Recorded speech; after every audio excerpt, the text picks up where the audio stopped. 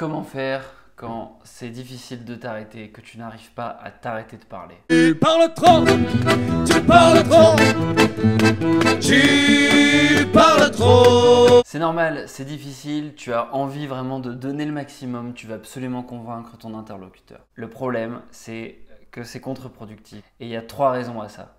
Première raison, la justification est l'ennemi du leadership. Donc dès lors que quand tu veux transmettre un message, tu te mets à expliquer,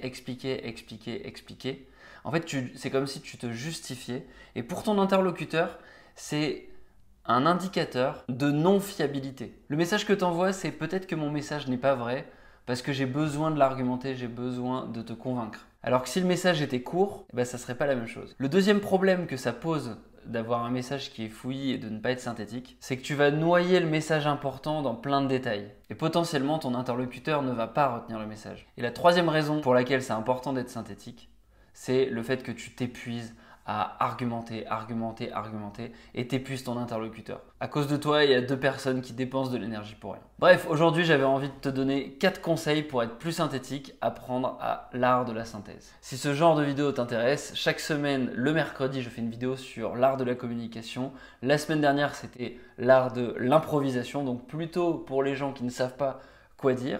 Donc n'hésite pas à mettre cette playlist communication en favori et puis à la regarder plus tard si tu veux t'améliorer. Le premier conseil que j'ai envie de te donner, c'est less is more.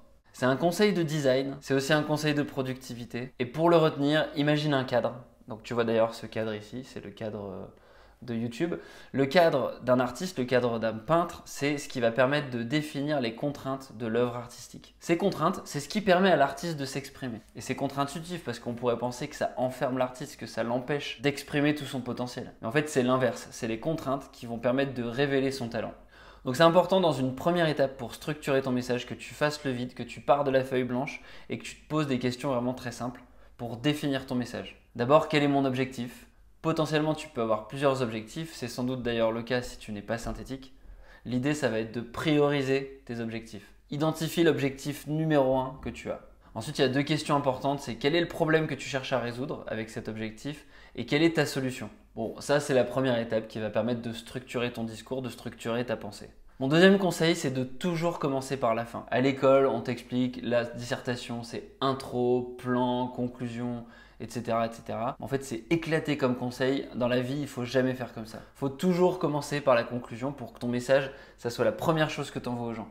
Un bon exemple, ça va être le problème c'est machin et ma solution c'est ça. On ne peut pas faire plus synthétique. Et là, l'idée, c'est d'identifier s'il y a une résistance ou pas. Mon troisième conseil, c'est d'argumenter justement seulement si tu rencontres une résistance. Si ton message est compris dès les 2 premières phrases, mon problème c'est ça et la solution que je propose c'est ça, pourquoi essayer d'argumenter davantage?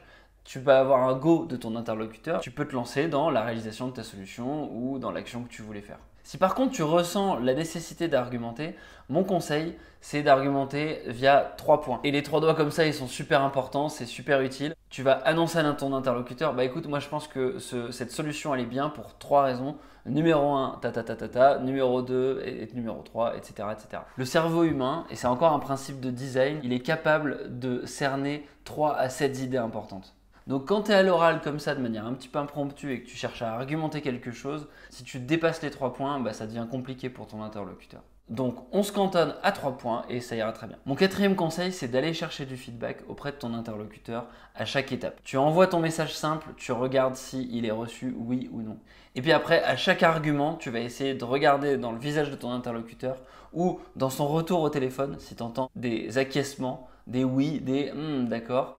Et donc tu dois laisser des silences. Tu dois laisser des silences après chaque point pour écouter ton interlocuteur. Sinon, ça va se transformer en monologue et potentiellement, en fait, si tu es au téléphone, ça se trouve la personne est en train de faire sa cuisine, en train de faire sa vaisselle, elle t'écoute plus, elle est focus sur autre chose. Donc, si on résume les 4 points, less is more. Prépare ton message, fais le vide.